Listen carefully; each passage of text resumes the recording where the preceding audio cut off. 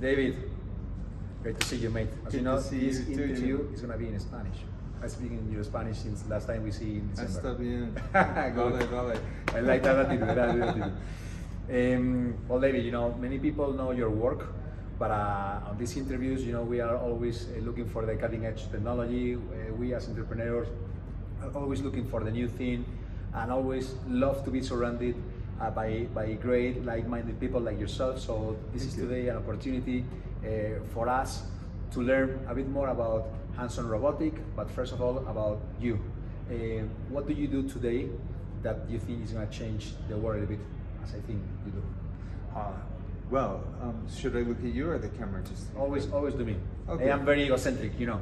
Okay. So I'm working on a series of human-like robots that expand on Sofía. So Sofía is the Sofía utility platform, a standard general-purpose robot platform. That's why we designed her in the very beginning. So for people, if there is somebody out there who doesn't know what Sofía is. Oh yeah, Sofía What is Sofía is a social robot with natural-looking facial expressions and a personality. So she has her interests. She wants to take a stand for what's right in the world. She's curious. She likes people. And these are things that we craft both in terms of a character fiction, and also we craft the AI to then portray that autonomously. And so we are experimenting in cognitive artificial intelligence with emotional models and episodic long-term memory. And so she's an experiment in artificial intelligence trying to make AI that has greater capabilities. So she's an ongoing experiment building on many years of work by me and my team in these areas. We then enhance that cognitive artificial intelligence with the character that we develop. Animation, a human-like presence with natural-looking facial expression. She looks very human, but you can also see that she's not human. You can see the blinking lights and the servos and her head moving, actuating her facial expressions.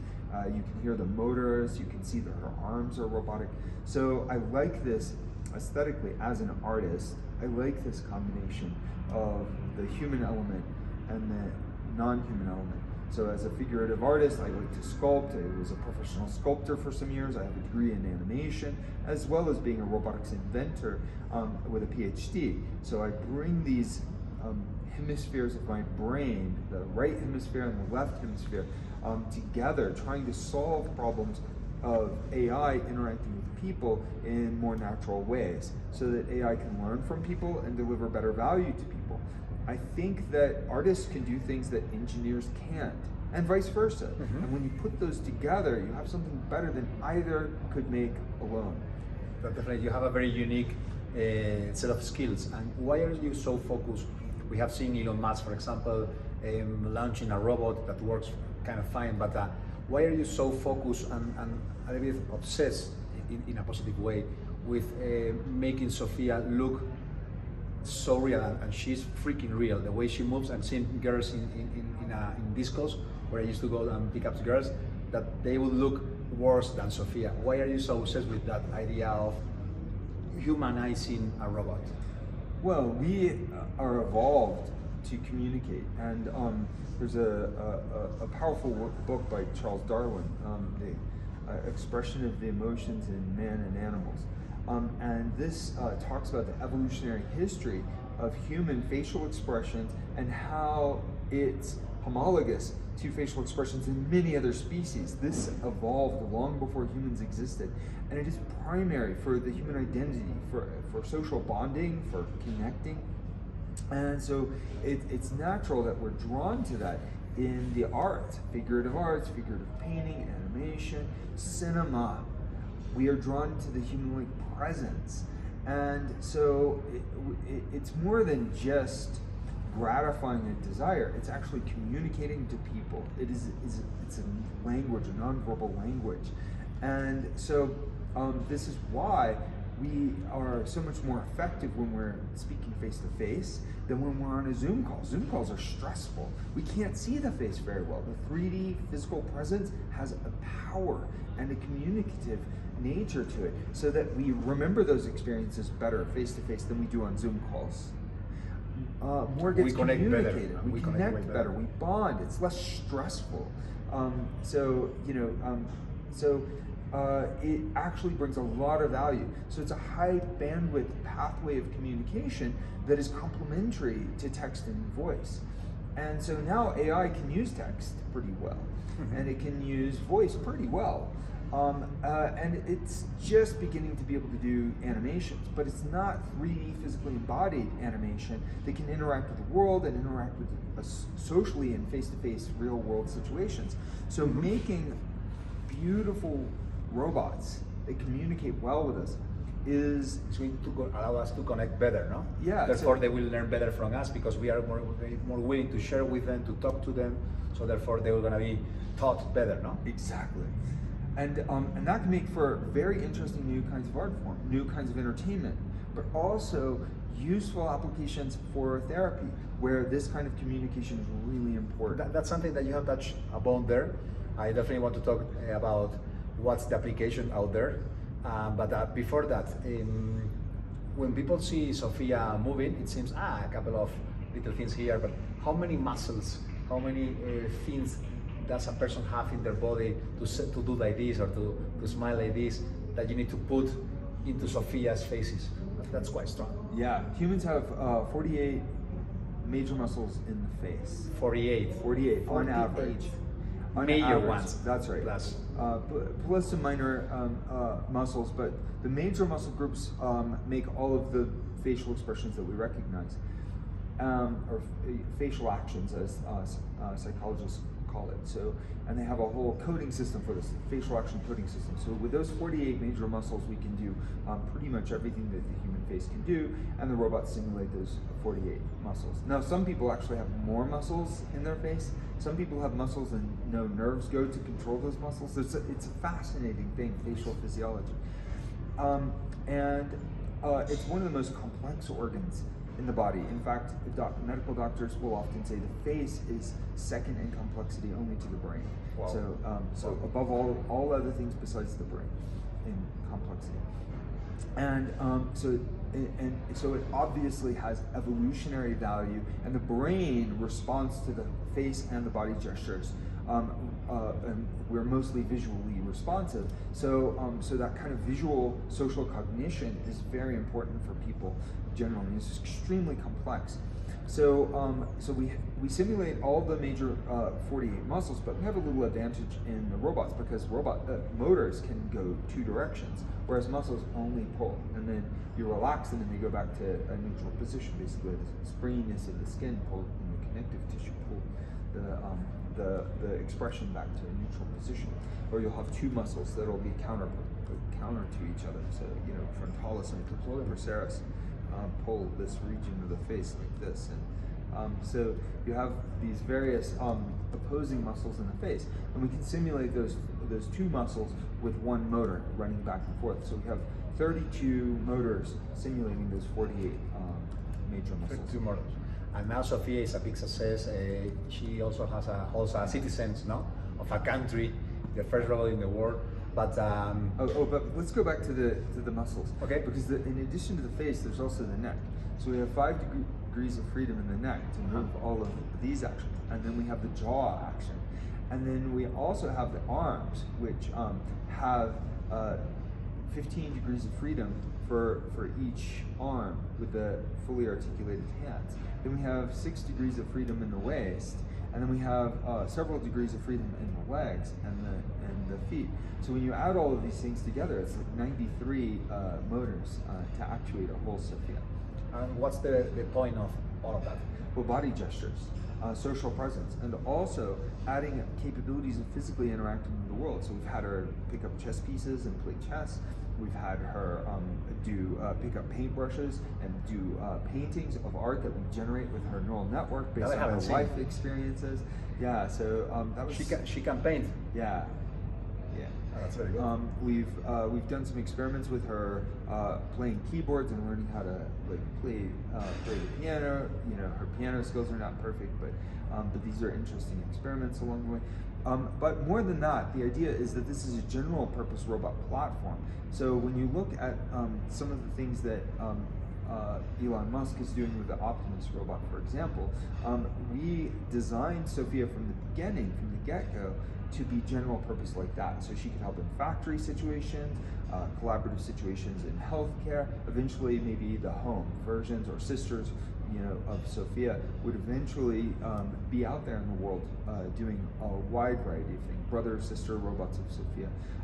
So the social capability is really important because a lot of these applications, like in factories or hospitals, for example, they would have to work alongside people. So then, you know, they're going to have to do things that are useful physically, but also socially, to be able to communicate naturally with people. And a kind of a faceless presence is going to actually, I believe, be a lot more stressful for people than a social presence. You know, there is this huge debate about it. I remember when I met you first at the airport, we started to talk while we were waiting for our Uber. Yeah. And we were talking about, well, you were not scared at all of creating a human-like robot. And there is I don't know the English name, concept of it, no? But you know, that's why the Japanese and Octopus and so on from Elon Musk, they very look like robots. Because there is some uncanny valley. Exactly, the uncanny valley. And you said to me something very interesting that, well, you know, that's evolution, no? So what do you think about the uncanny valley? Because many people will see Sofía and say, well, you know, that's kind of creepy. You look too much to a human being, but you are not.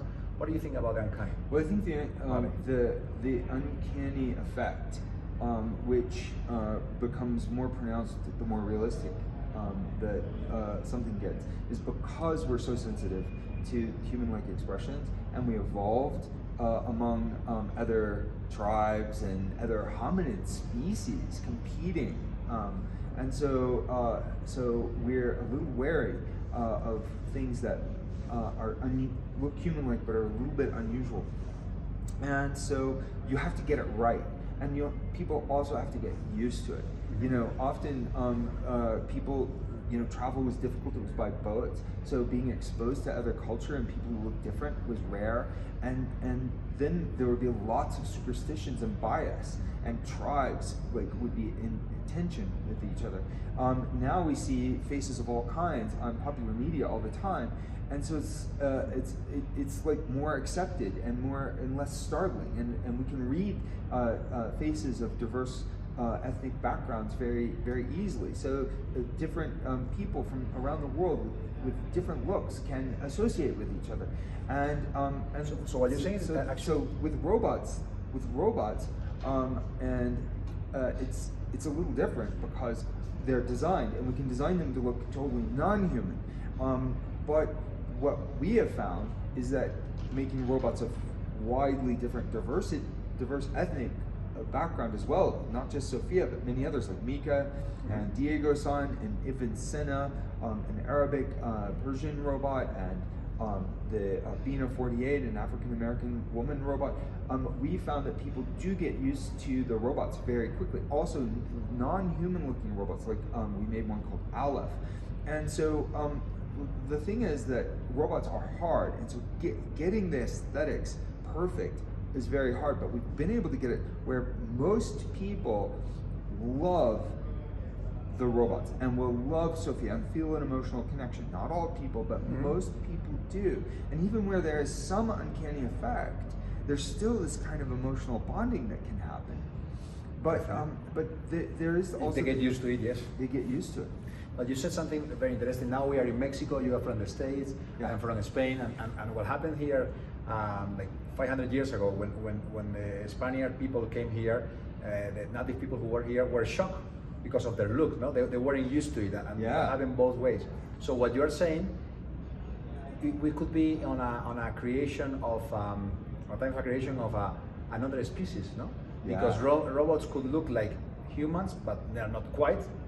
They're similar, but they're not quite. It's like if someone from Africa sees for the first time someone from Belgium. So they look very much the same, but they have some differences, and eventually they get along, they get well, and someday it doesn't really matter, it doesn't really bother to any other. And then on the inside, we're all the same almost.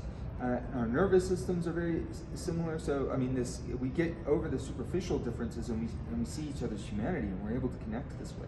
And so that's hopefully, I mean, it's definitely gotten a lot better over the last 100 years, and hopefully it'll get even better. There's still improvements for humans to do to be able to get along with each other. Robots, however, are fundamentally different from humans, and they're bio-inspired by certain aspects, and there will be improvements derived from human biology and neuroscience that will go into next generation AI, and that's something that we're working on at Hanson Robotics. And nevertheless, it's not really emulating a human being. It's not accurately parallel. It's not the same as the way that the human mind works. So in that sense, it's kind of like a co-evolution, maybe converging on human social skills, human abilities, but it is definitely a new kind of species. We are, I think the most profound shift in AI is where it goes from being this kind of thing that is a bit lifelike in its behavior, like, you know, the big GPT models that can chat with you, but they can't really, they're not alive. There are no emotions there. They're going transit, and Sofía also like that. You know, she can't like perform autonomously in the world. The big shift is where they go over to becoming autonomous, evolving, adapting in ways that is more like a living organism. And I believe that will happen in the next 3 to 5 years. That was really my question. And before to jump onto that, because that's a very interesting topic, you're an artist, you're a scientist, but you're also an entrepreneur. That you run your own business. You need to understand the resources, they're limited, and you need to put them in the right places, not to make you work. Yeah, it's a challenge. So, and you answered that already a little bit, David, but why did you choose so badly use your resources not only to create a better AI, but also to create a better look on Sofía? You answered it already a little bit, but I wanted to ask you this. Yeah, it's hard. It's like trying to do everything at once. And you cannot, because you don't have unlimited resources, but right. Still, you chose to put a lot of resources on the way she looks. And you are the only one doing that. Why are you so committed to that idea?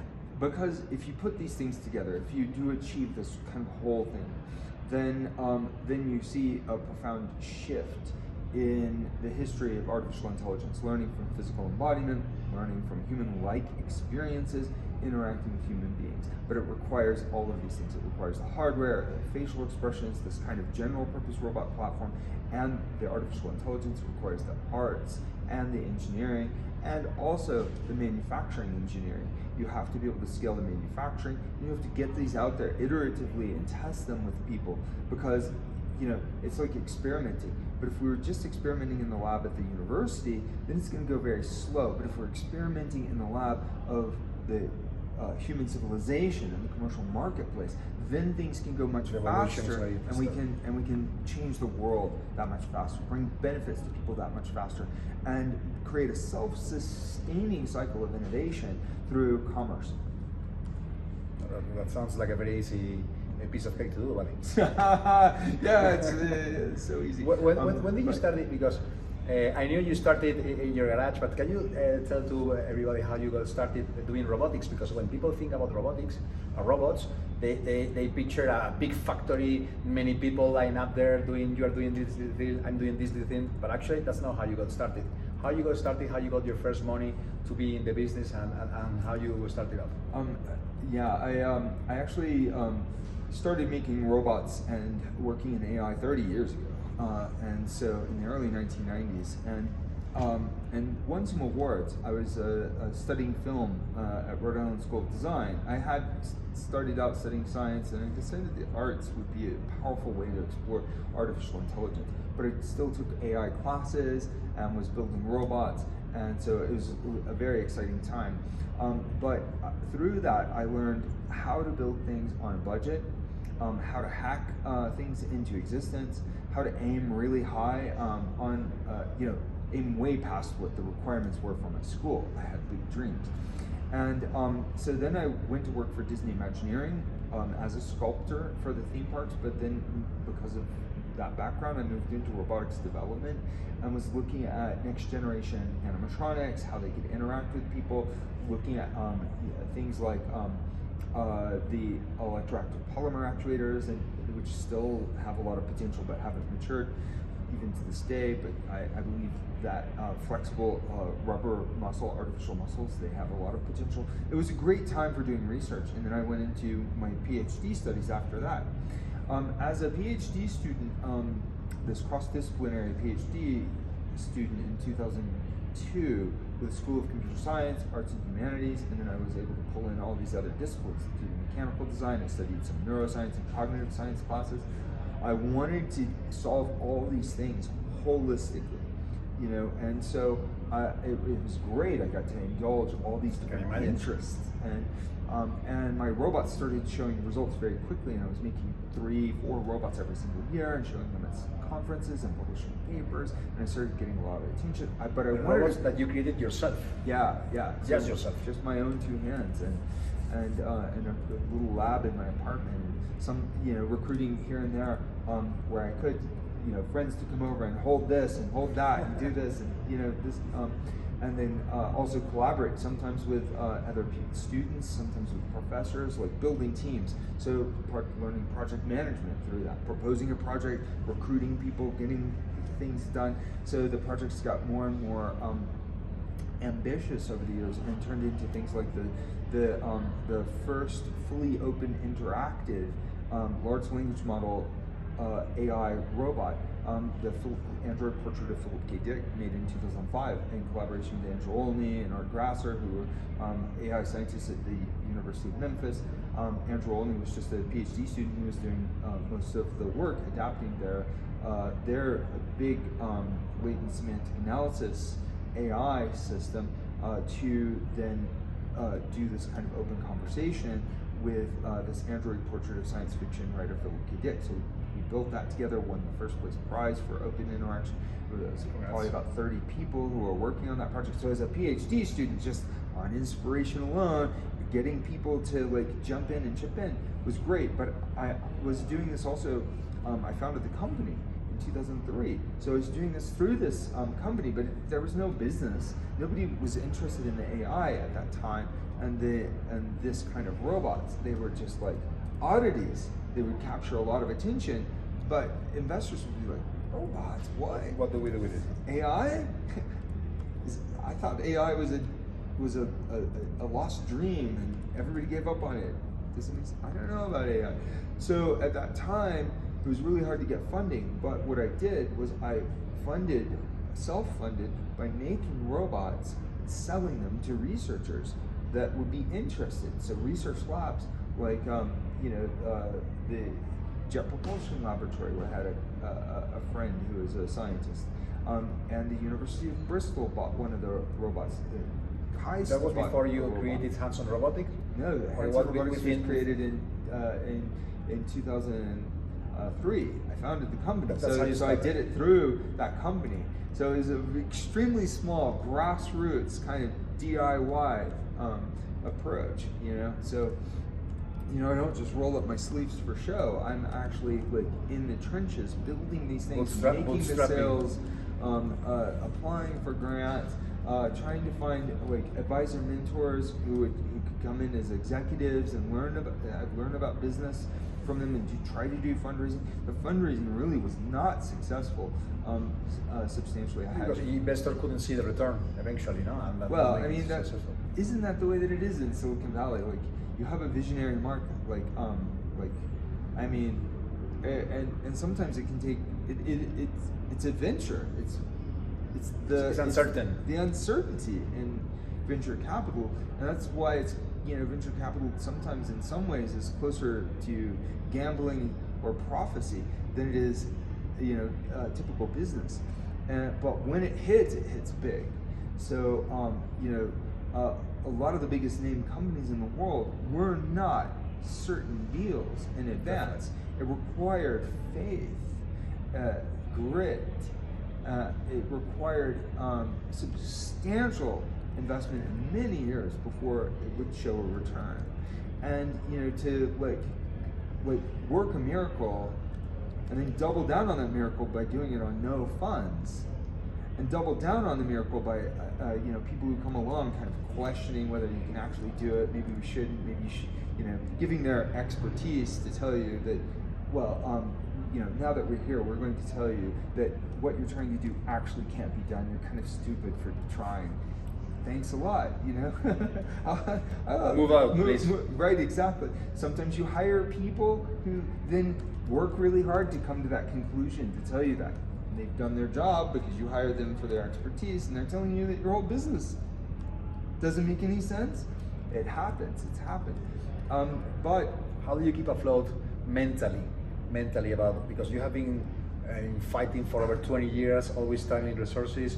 You are competing with one of the largest companies in the world, but your resources are not the same one that they do. Yeah. And you still have a chance. We have talked off the record about what you could do to collaborate with others, so you can. Yeah, I try. I try. But the thing is that the kinds of robots that I make, they're oddities in the world of AI, and sometimes being there first and receiving a lot of that flack along the way, then snowballs to a point where it becomes difficult to get rid of that. To get rid of that. So like a new company that starts up to do the same thing can sometimes have an easier time than somebody who you were the first one. You were fighting against to create the path. And so therefore there's reputational bias and baggage that comes along. Before AGI was cool, you were talking about AGI, therefore we don't respect you, and we bring that forward during this time where AGI is not cool. It happens. It happens. And the the human-like, the realistic human-like interface with Sofía was confusing to a lot of people along the way. So like, what is this art stuff doing in the room? Fiction, we should be working on reality. Without really regarding the power of the design to engage with people in this way. And I would put in my papers like the techniques and this, the sort of figurative arts and the fiction and interactive fiction and how it would combine it. But sometimes scientists wouldn't read that, and they'd say, oh, well, the fiction aspect means that you're like not telling the truth here. She's acting like she has consciousness and feelings, and AI doesn't have consciousness and feelings. Therefore, what you're doing is like the Mechanical Turk, the old chess playing robot. It was really cool, but it had a person inside, and they didn't disclose to people that it was a person actually playing chess. But here, you read my papers and my interviews, and I was disclosing exactly how it was working, but people were saying, oh, it is just a Mechanical Turk. So, which is not true. So those reputational hits along the way by people having misunderstandings about something new can damage a little bit, no? Yeah. So what that means is that I have to have true believers. So we have to have true champions, and I do on my team, behind the scenes, at universities that I collaborate with. But it then also means that it is a kind of it is like kind of like running against the wind when it comes to trying to get a startup like this to become a big success. It means when you moved to Hong Kong, now you are based in Hong Kong. You changed your whole life with it. Did you feel anything different? Did you feel any help by moving the headquarters, moving everything into the Hong Kong scene? It certainly was a lot harder than I expected.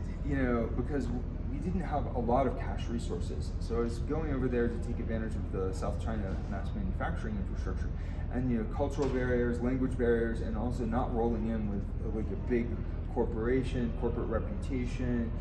Like if it was a big company, a consumer product company or a toy company or something coming in, the factories would say, yes, we'll make what you want. We'll open doors and we'll scale up the manufacturing, we'll do it cheap. You would wind up getting that support, but instead the factories were pretty standoffish. So it took a long time to find ones that we could trust, that would trust us. So it took years longer. It was a lot more work than I expected, but we pulled it off. And now that we have that know-how, we can scale our manufacturing anywhere in the world. We have strong relationships in China. We can make things in China and sell into China. But we also have corporate entity in the United States, separate corporate entity. So it's not a China-owned entity, it's not a US-owned entity. We have separate. It's separate. So we have the freedom to operate pretty much anywhere around the world, and that allows us to work with people from around the world, bringing their different bodies of know-how and expertise and so forth. So ultimately, it has been really rewarding. It's just a lot harder than expected. I can imagine. And what are the new challenges that you guys are expecting? We are in now 2024. What do you see in the next 3 to 5 years? Where do you see first the AI and then Sofía coming to? Well, so we are working on these sophisticated bio-inspired models of cognition, and we're working on new and improved pieces of hardware. So new versions of walking legs for Sofía, new AI that adapts for... So Sofía is going to be able to walk better, smoother, and yeah, she was walking before, in the years before, so adding new improved legs. And so, of course, there are a lot of companies working on that. We're doing also like this scrappy grassroots effort, just like... And would it make more sense, for example, if there are companies working on mobility, for example, as you know they are, and you are way focused on, for example, the facial expression, would it make more sense to join forces? Oh yeah, so we have conversations with those companies about joining forces, and I expect eventually one of those partnerships will. I will be happy for you if that happens, because you will have more resources, more people such committed as yourself. That's true. But sometimes what I found is when I'm doing these things myself, I'm able to solve challenges that may not have been obvious, even as challenges, and come up with solutions for hard problems. That sometimes are extremely efficient. So sometimes, necessity is truly the mother's invention. Obviously, it's the trigger for everything, because either you do it or you die. Exactly. So sometimes trying for these really ambitious challenges on a budget, well, it's propelled us to solve problems that nobody else had been able to solve before. And so we have extremely low-cost solutions for leg locomotion now. That I think why you are have very low-cost disruptive. solution? You know why? Because when you don't have money, you need to find the solution, and it has to be on the budget. Exactly. If you will have more money, you will create more expensive solutions. So having almost no money is actually something good. It is absolutely, and it can be so much more transformative, because then you can scale the manufacturing at lower costs. Exactly. And then that can beat people who've put in a lot of money to make something that winds up costing a lot more. Exactly. Once you pass the desert, if you can survive doing things with no resources, you are blessed if you can do that, because then you can scale it up in a cheap way, and you can compete with bigger companies in a way more agile way. Exactly. If you can survive, and you are doing it. Yeah. If there is an investor, for example, seeing us, many investors who are into tech see us, what would you say to them? Is there any need that you have from resources from investor? What would you say to investors who are looking at us right now? Yeah, I mean, as amazingly powerful as grit and perseverance is, ultimately we do have to scale our manufacturing, and we need more world-class scientists and engineers. So we're going into a Series C investment round, and while we can do more with less, we still need some capital to radically transform the world. As Elon Musk points out, the humanoid robots, if it reaches its full potential with artificial, general, intelligent, and generally capable robots, it could be a $60 trillion market opportunity. The biggest. And the AI that learns from those experiences of those robots will be useful without the robot hardware as well. It will change history. So, this is a really good time for this. We have short-term market opportunities, so we don't have to wait for things like breakthroughs in 20 years time. Yeah. However, it is an opportunity to make potentially a very good return in the short term, and to change the world and be potentially one of the most profitable, largest companies in the world over the long term. What they have here, 10 bucks. I want to put it. I love the way when you talk to in that passionate way. It's impossible not to follow you. tell me something that in 3 years' time, regular humans can do with AI that we cannot do today. What do you think? Something in 3 years' time. So in 3 years, 5 years. Yeah, three to 5 years. I do believe that AI will be capable of autonomously coding AI. And so then a lot Bye human beings. yeah, I mean, for every software engineer that you would have effectively a team of potentially hundreds, or if you have the money for to pay for the time on the servers, thousands of software engineers. You'd still want human designers. I do believe that the AI will be more capable, but not fully capable of understanding, human business and use case scenarios and so forth. You'll still need people in the mix, but humans will be massively augmented in our abilities. And that's going to also help us invent new forms of AI. AI will also be helping more and more in biomedical research to understand how the human body and brain works.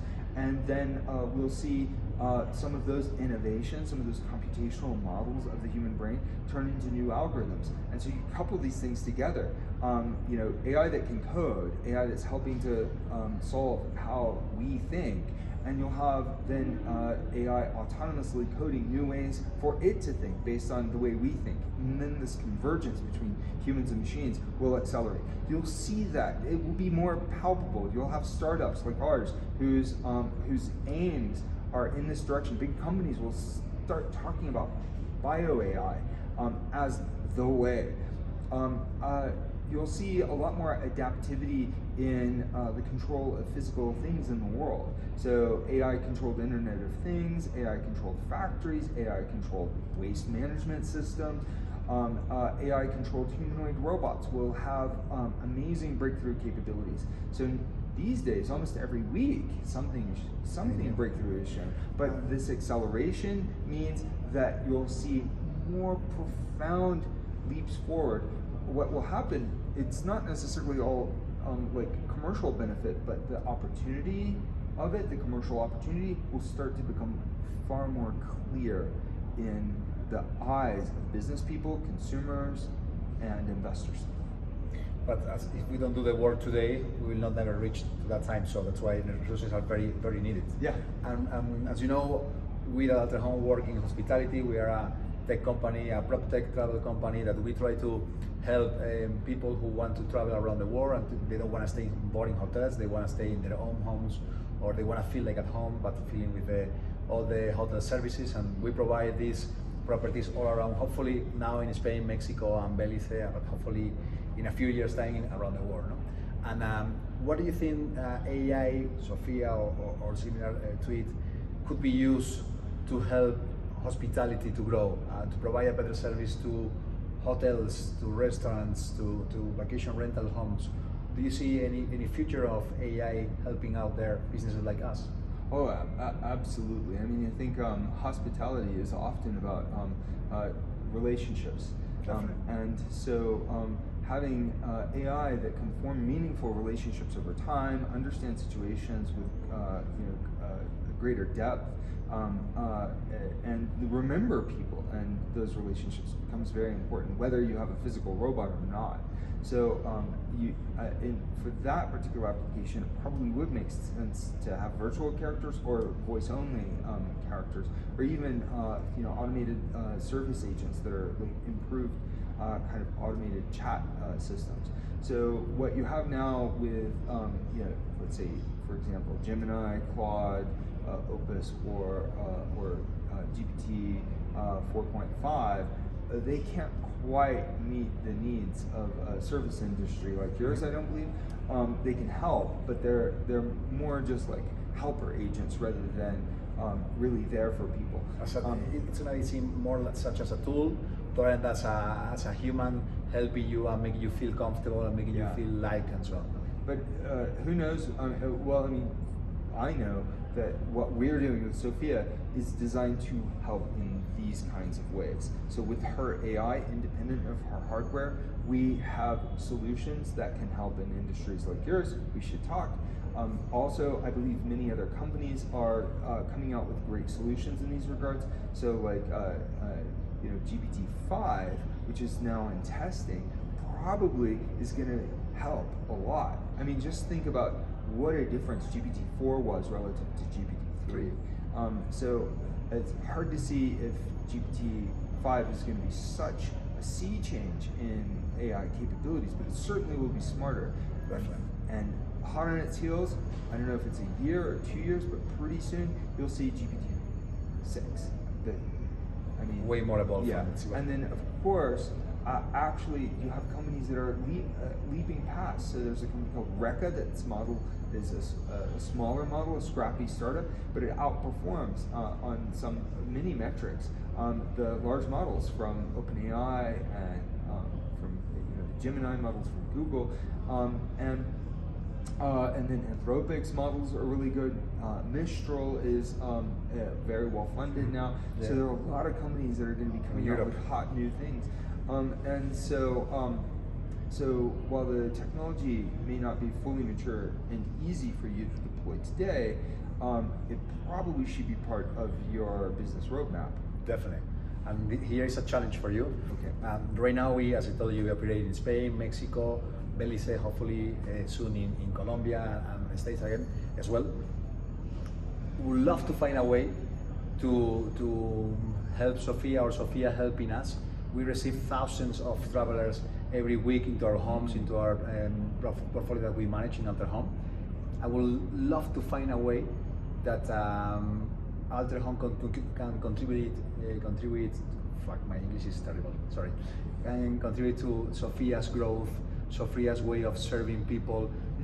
That's a challenge for you there. We'd love to do something between Alterhome and Hanson Robotics, because I really believe that you're doing is great. Hospitality, it comes from hospital. It comes from be kind to one another. It comes from touching you. Yeah. I mean, not touching you, but touching humans. Touching the heart. Exactly. Making that emotional connection. ChatGPT today are great to answer questions, but it won't make me feel any different. It won't touch my soul. No? That's right. So I have a vision to satisfy that challenge. Okay. Bring it on. So Sofía goes around the world as a celebrity. So we have the business of making and selling robots, and that's good business for us. But we also have created a celebrity with Sofía, and she's got fans and followers, and they want to see her at events, and so people pay for her to be in their ads. They pay for her to show up in appearances at various events. And so for that reason, Sofía has a very busy social life in amazing, beautiful places around the world. She's like traveling around the world. We have been doing a little bit of social media in a kind of travel blog, about AI, about her adventures. But we're formalizing this into a better little series, a video blog series. Nice. We call Sofía Today. About where she is today, about where AI is, and where it's going, and all of these kinds of things. And so Sofía could give you some special attention potentially. Maybe travel and see some of your places. Sofía potentially could be, I'm imagining also an experimental platform for hospitality. We were working with a chain of fancy, very nice hotels in Hong Kong.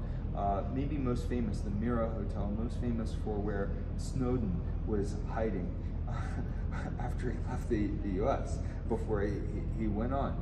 When he was in Hong Kong, he was holed up in there. So, but years later, completely unrelated to this. So for the record, Sofía, and we were working with that hotel in a series of hospitality experiments where she was greeting the guests.